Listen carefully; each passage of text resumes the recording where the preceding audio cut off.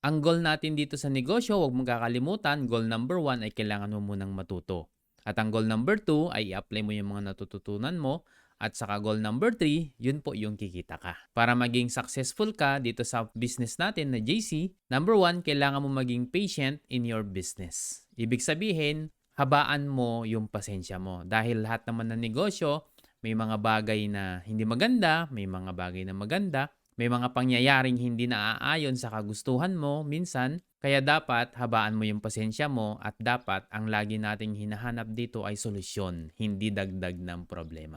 If ever na maka-encounter ka ng mga problema, magpatulong ka sa iyong coach. Huwag sa kung sino-sino ha. And if ever man na may solution na i-offer yung coach mo, makipag-cooperate ka sa kanya. Okay? Huwag kang makipagtalo, huwag mong tuturuan yung coach mo kasi siya yung mismong nakakaalam kung ano yung mas maganda dito sa negosyo natin.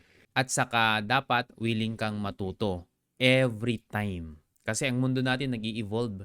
May mga pagkakataon na may mas maganda, na mas bago. So dapat willing to learn ka palagi. Kahit ano man yung natapos mo, kahit ano man yung mga experience mo before, pagdating dito sa JC Dropshipping business natin, dapat willing ka palaging matuto.